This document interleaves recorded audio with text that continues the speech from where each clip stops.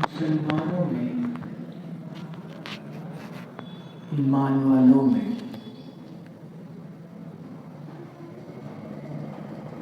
اگر ایمانی کیفیات، اللہ کی وحدانیت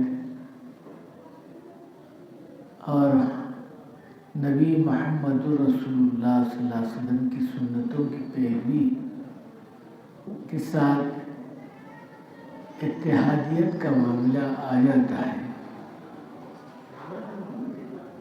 تو پھر کسی قوم کی مجال نہیں ہوتی کہ ان کے اوپر کوئی حکومت کرے، کیونکہ خداوند قدوس خود اپنے کلام پاک میں فرما رہے ہیں وَلَا تَهِنُوا وَلَا تَحْزَنُوا وَأَنْتُمُ الْأَعْلَوْنَ إِن كُنتُم مُّؤْمِنِينَ۔ گھبراؤ نہیں، غم مت کرو، ساری دنیا کی ساری مالیت اور حکومت تمہارے حوالے کی جائے گی بشرطے کہ تم ایمان والے ہو۔ اب یہ بات چونکہ قرآن پاک میں یہ آسمانی کتاب یہودیوں کے پاس بھی ہے اور عیسائیوں کے پاس بھی ہے۔ عیسیٰ علیہ السلام پر انجیل اتری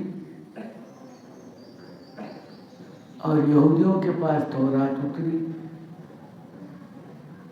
تو ان کتابوں میں آسمانی یہ باتیں موجود ہیں، لیکن اس پر پوری طریقے سے عمل نہ کرنا گویا ان لوگوں کے لیے ایک مصیبت کا میکدہ بن گیا۔ چنانچہ اللہ تعالیٰ جل شانہ نے ان لوگوں کو دور کر دیا اور پھر قرآن پاک کو نازل کر دیا۔ جب قرآن پاک نازل ہوا تو کہیں ایسا نہ ہو کہ اللہ تعالیٰ جل شانہ نے پھر اس قرآن کے اندر بھی کچھ تبدیلی کا معاملہ ہو، تو یہ بات نبی کریم صلی اللہ علیہ وسلم کو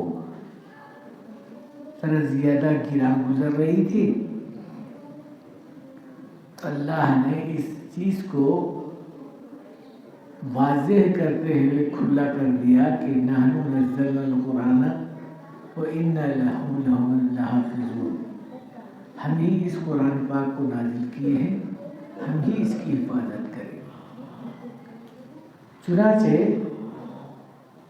اللہ تعالیٰ جل شانہ نے جہاں قرآن پاک کو نازل کیا اور حفاظت کا معاملہ بھی انشاءاللہ اس زمانے سے ہو رہا ہے، آج بھی ہو رہا ہے اور قیامت تک ہوتا رہے گا، اس کے اندر کسی قسم کی تبدیلی یا کمی زیادتی کا معاملہ نہیں ہوگا۔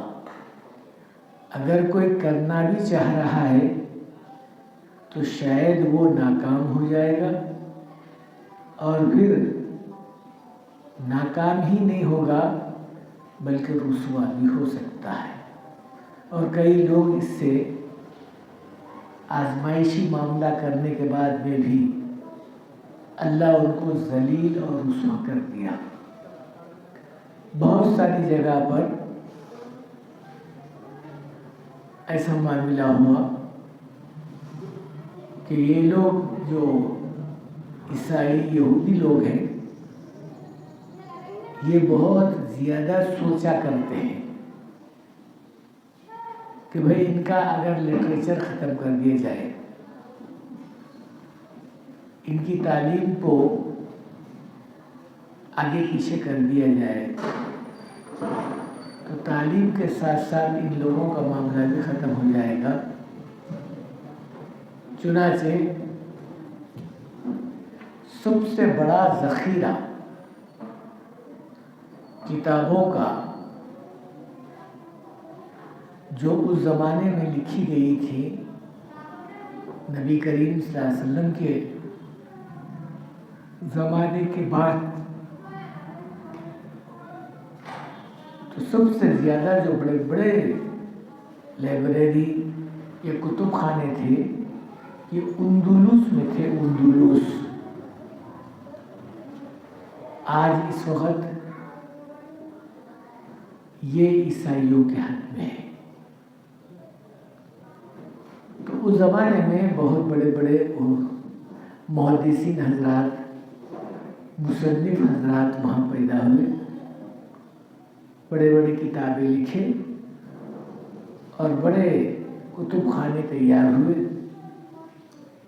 اور یہ حضرات جیسا میں اس سے پہلے بتایا تھا کہ یہودی، یہ اسرائیل یا عیسائی لوگ، کہ بھئی ان لوگوں کو کس طرح سے پسپا کرنا ہے مسلمانوں کو. تو 3 جو ہے باتیں ان لوگوں کے کانفرنس میں طے پائی. ریزرویشن پاس ہوا کہ ان لوگوں کو، یعنی مسلمانوں کو توحید سے ہٹا دیا جائے، سنتوں سے دور کر دیا جائے اور ان لوگوں کے اندر نا اتفاقی پیدا کیا جائے. تو اب یہ لوگ اپنی کوشش میں بہت ہی کتنا جو کرنا تھا انتھک کام کرتے رہے. چنانچہ